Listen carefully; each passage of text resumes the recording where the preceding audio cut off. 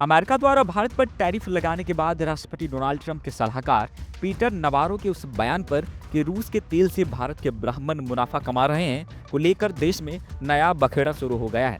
Peter Navarro के बयान का जहां भारत में विरोध हो रहा था, वहीं अब उसके बयान के समर्थन में दलितवादी नेता और नगीना से सांसद चंद्रशेखर आजाद आ गए हैं।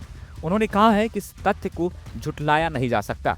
चंद्रशेखर आजाद ने इस पूरे मामले को भारत का आंतरिक मुद्दा बताते हुए पीटर नवारो के बयान की निंदा की, लेकिन इस बात का समर्थन भी किया कि भारत की मात्र 1% आबादी के पास देश की 40% से ज्यादा संपत्तियां हैं।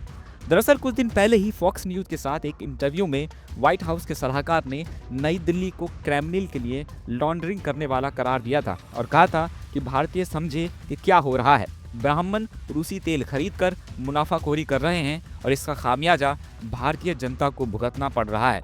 नवारो के इसी बयान पर प्रतिक्रिया देते हुए सांसद चंद्रशेखर आजाद ने एक्स पर एक पोस्ट शेयर किया और लिखा, देश का एक जिम्मेदार नागरिक और देश की सबसे बड़ी पंचायत का सदस्य होने के नाते मैं भारत की संप्रभुता और आंतरिक मामले में किसी भी विदेशी हस्तक्षेप की कड़ी निंदा करता हूं। लेकिन तथ्य और सच्चाई को भी नहीं झुठलाया जा सकता कि आज़ादी के 75 साल बाद भी देश की सत्ता, संसाधन और संपत्ति कुछ मुट्ठी भर जातियों के कब्जे में है।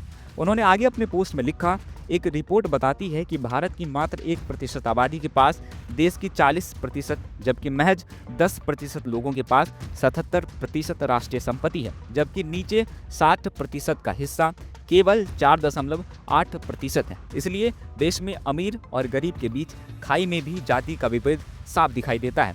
दलित, आदिवासी, पिछड़े वर्ग और धार्मिक अल्पसंख्यक आज भी सामाजिक, आर्थिक और राजनीतिक रूप से हाशिए पर धकेले गए हैं। आपको बताते चले कि जब से भारत ने ट्रंप के इस दावे पर कि मैंने भारत और पाकिस्तान के बीच युद्ध को रुकवाया है को खारिज किया है, ट्रंप बौखलाए पड़े हुए हैं। ट्रंप की बौखलाहट तब और बढ़ी जब कनाडा में G7 की बैठक के बाद प्रधानमंत्री मोदी और ट्रंप के फोन से हुई बातचीत में पीएम मोदी ने ट्रंप को नोबेल पुरस्कार के लिए नामित करने से मना कर दिया। हाल ही में अमेरिकी अखबार न्यूयॉर्क टाइम्स ने दावा किया था इस बातचीत में ट्रंप ने इशारों में प्रधानमंत्री मोदी से पाकिस्तान की तरह ही नोबेल शांति पुरस्कार के लिए ट्रंप के नाम को नामित करने को कहा था, लेकिन प्रधानमंत्री मोदी ने साफ कर दिया कि भारत और पाकिस्तान युद्ध के समापन में अमेरिका या किसी अन्य देश की कोई भूमिका नहीं थी। जिसके बाद ट्रंप और प्रधानमंत्री मोदी के रिश्ते में खटास आनी शुरू हो गई थी। इसके बाद अमेरिका ने भारत पे पहले 25% और बाद में रूस से तेल खरीदने का हवाला देते हुए अतिरिक्त 25% टैरिफ लगाने का ऐलान कर दिया।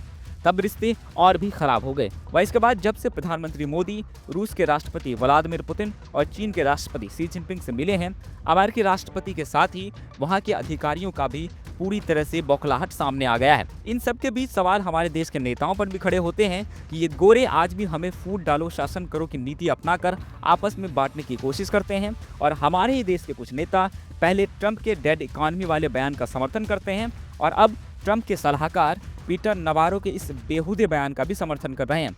यहाँ सवाल ये भी है कि पूरी दुनिया को ये समझ में आ रहा है कि अमेरिका भारत का व्यापारिक फायदा उठाने के लिए हर तरह से दबाव डालने की कोशिश कर रहा है और हमारे ही देश के विपक्ष को ये बात समझ नहीं आ रही। खैर, इस पूरे मामले पर आपकी क्या राय है, हमें कमेंट में जरूर बताएं।